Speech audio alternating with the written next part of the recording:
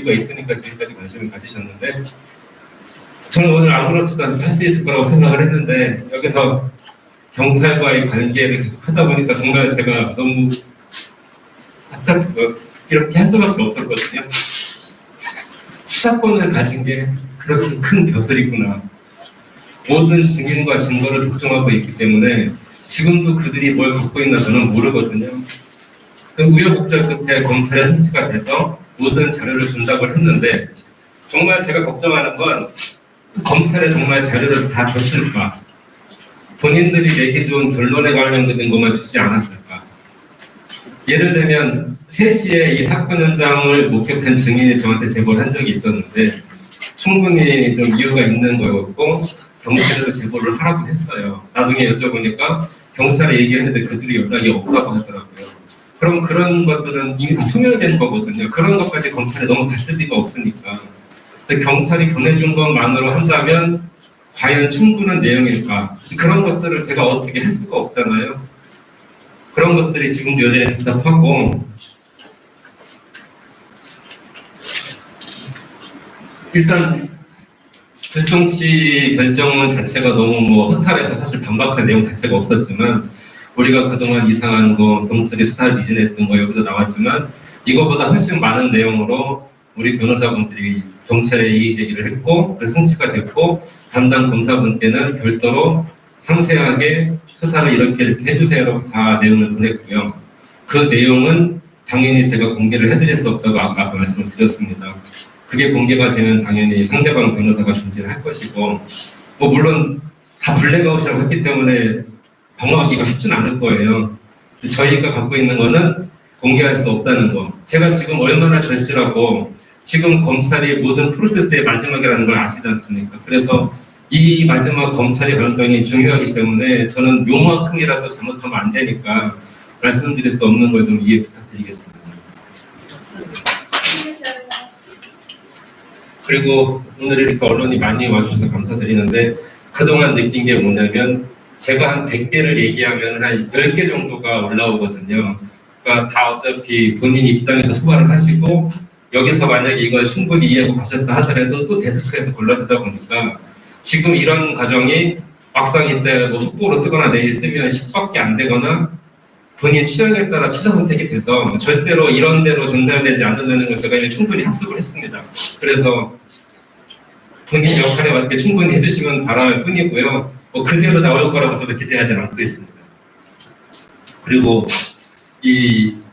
그 당시에 많은 내용을 아시던 분들이 이미 다 바뀌셔서 그분들은 딴 일을 하시고 오늘 또 처음 오시는 분들이 많아서 관심 가지시는 분들은 아까 말한 그런 스토리를 다 아시지만 솔직히 여기 오신 분들 중에 3,3일 영상을 못 보신 분들도 많을 거고 그동안에 블로그를 못 보신 분들도 많을 거기 때문에 그분들을 위해서 가장 기본적인 것만 제가 좀 보여드리려고 하고요.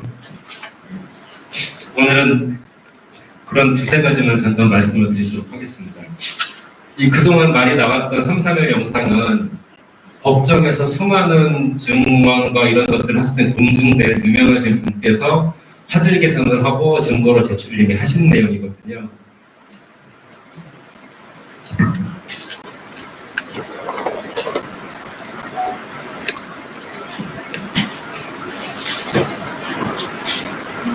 지금 내려가는 속도하고 두 번째 속도의 차이를 좀 보셔야 됩니다.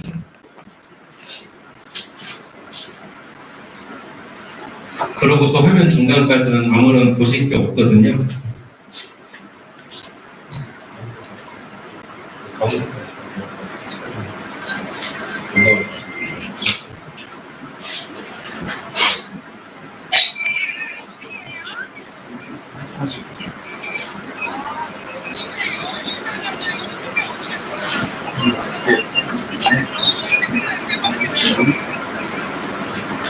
이 지금 침묵의 시간에 저 감기탈 밑에서 무슨 일이 일어나는지 그 CCTV가 있으면 지금 이렇게 안 해도 되는데 그게 없는 거죠. 무엇을 하고 있는지 알 수가 없는 거죠. 우리가 갖고 있는 정보는.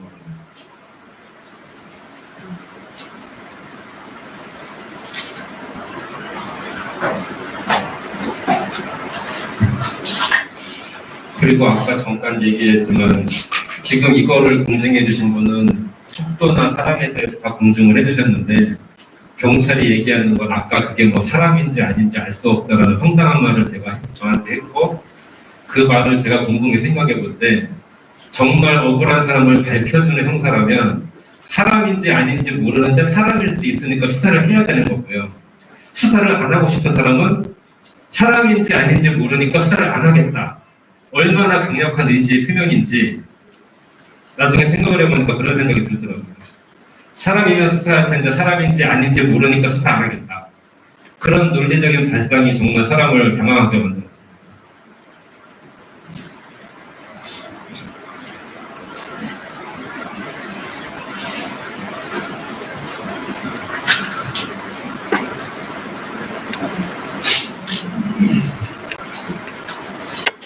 아까 보신 게 사람이 아니면 무엇일까 하는 것 같고 올라오죠?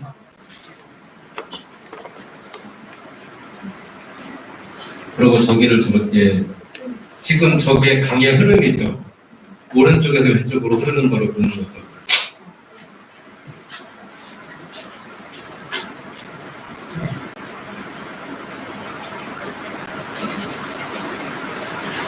나든록 CCTV를 많이 보신 분은 아시겠지만 이 시간대에 사람이 거의 없고요. 이 시간대에 여기 있는 사람은 6명에서 8명도 안 되거든요. 그 증인들을 전부 다 경찰이 찾았다. 신원을 밝혔다. 그럼 뭐가 남는지 아세요? 그럼 저 사람들은 누구겠습니까? 밝히지 못한 유일한 사람이 되는 거거든요. 시간대별로 누군지 안다면 밝히지 않은 사람은 딱 2명밖에 안 남는데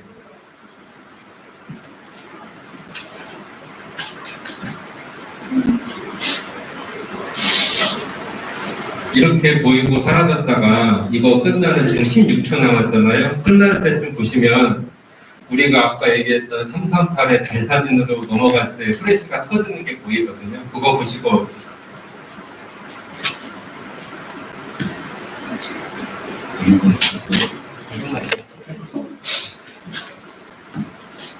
아까 자료에 218하고 그 337 사진 2개 있던데 그게 없었다면 사실 이런 것들을 하나도 밝힐 수가 없었던 거죠.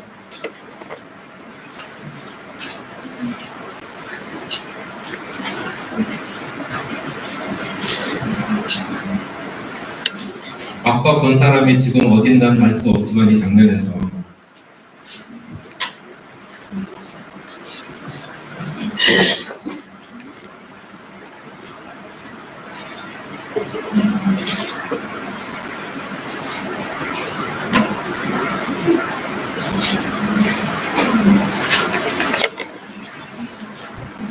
지금 잘 보시면 될 것 같습니다.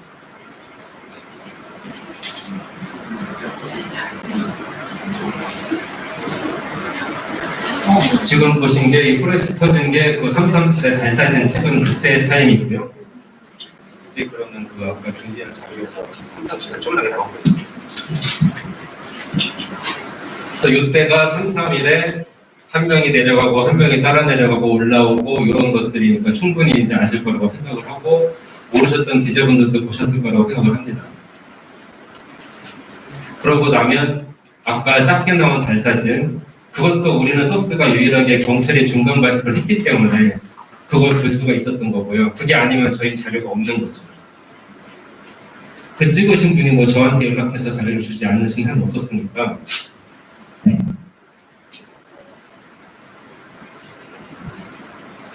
아까 달 사진에서 뭐가 오류인지는 이미 주최 측에서 설명을 드렸으니까 할 필요가 없고요.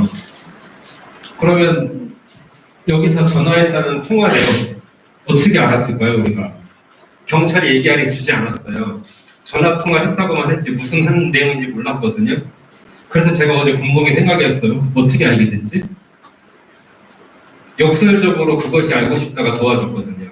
그것이 알고 싶다 해서 상대방 변호사가 나와서 피의자 아버지가 이런 통화 내용으로 했다라고 오히려 알려줬거든요. 그런데 이 사진이랑 다르다는 거고 제가 궁금한 건 피해자가 정민이 휴대전화를 아침에 갖다 줬는데 저때 정민이 휴대전화는 어디에 있었을까? 저때 정민이가 갖고 있었다면 정민이는 저기에 있을 수가 없거든요. 어차피 강 밑에 아니면 강 속에밖에 없어요. 걔한테서 휴대전화를 가져왔을 리는 없잖아요.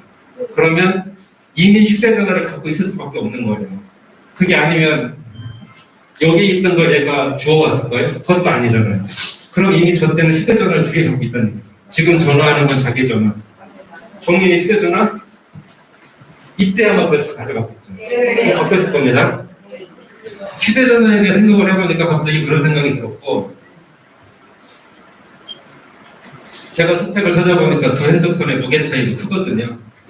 모를 수가 없고 애초에 말이 안 되는 거는 확실하게 휴대전화 2개 갖고 있었던 건 확실한 거고, 그러면 저 시간에서 1시간도 안 된 4시간에 나올 때 아까 경찰 발표에서 피의자의 아이폰은 이 한강공원을 벗어난 적이 없다고 그랬어요. 그러면 무슨 얘기냐면은 이러고 나서 4시간 나오기 전에 자기 휴대전화가 없어져야 돼요. 저 때는 2개가 있었는데 자기 거가 없어져야 되거든요. 근데 여기서 잠이 들었죠. 4시 반에 깨웠어요.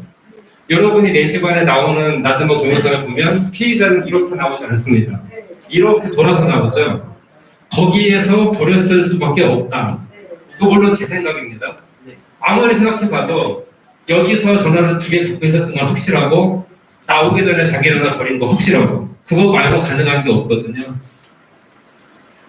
그런데 어떻게 그런 말을 할 수 있고 그걸 왜 경찰이 안 궁금해하고 알려고 하지 않을까?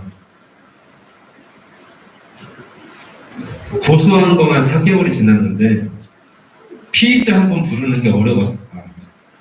5월 초에 한 번 부른 거 가지고 그냥 끝낸 거거든요. 왜 꼭 그렇게 해야 되는지 저는 정말 이해할 수가 없고요. 정말 초등수가 미흡해서 모든 문제가 생겼다고 한들 꼭 그렇게 했어야 되나 저는 솔직히 이해를 도저히 할 수가 없죠.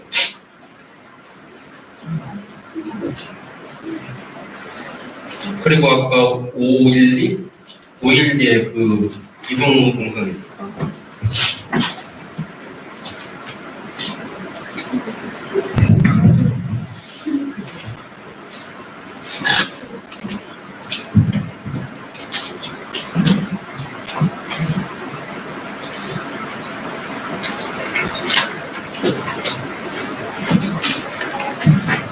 그래서 이 시간에 여기 있었고 그 피해자분은 이쪽에 있었죠. 여기서 내려주고 주차장 여기 있는 거거든요.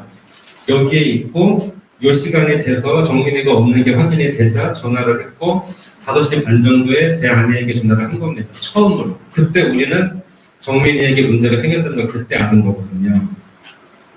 그래서 우리는 나와서 찾기 시작했고 근데 이 시간 잘 보시면 그러자마자 피해자가 이동을 하기 시작합니다. 왜냐면 우리가 정민이에게 전화를 할 거니까 전화를 2번인가 한 번 안 받거든요. 너 어디 있어라고 했을 때 여기 있다고 하면 이상하니까 이동을 했어요. 그러니까 피의자 분은 여기 있을 때 피의자는 이렇게 이동을 합니다. 그리고 우리가 이 나들목으로 올 것은 충분히 예상할 수 있죠. 통화 내용에서 어디서 보자 이런 얘기 하나도 안 했거든요. 오늘 아침에 나올 때 제가 아내한테 확인했어요. 무슨 통화였냐고 다시 물어봤거든요. 정민이 전화를 왜 네가 받아? 전화기가 바꾼 것 같아요. 끝이거든요. 그럼 우리가 여기 나올 줄 알잖아요. 전화기를 빨리 줘야 되니까 나들목으로 온 거죠. 우리는 아내는 어디서 만나고 약속한 적이 없습니다. 하지만 우리가 나올 길은 뻔하거든요. 피해자가 나들목을 통과할 때의 CCTV도 많이 보셨을 거예요. 어떤 표정인지, 어떤 제스처인지. 사고 능력이 있는 사람이면 그 장면을 보면 충분히 예상할 수 있다고 보고요. 아까 말씀드린 것처럼 저는 다른 사항을 더 말씀을 드릴 수 없는 상황이라 지금까지 보신 것만으로도 충분히 제대로 수사가 안 된다는 건 너무 명확하고 수사를 제대로 할 수 있는 마지막 기회이기 때문에 저는 이걸 꼭 살려야 하는 거거든요. 꼭 그렇게 되길 바라고요. 인간이 할 수 있는 데가 어디까지인지 모르겠지만 반대로 인간이 아닌 사람이 할 수 있는 일을 최대한 막아야 되니까 할 수 있는 일까지 할 거고 최대한 좀 많이 관심 가져주시고 여기까지 올 수 있었던 것에 대해서도 다시 한번 감사드립니다.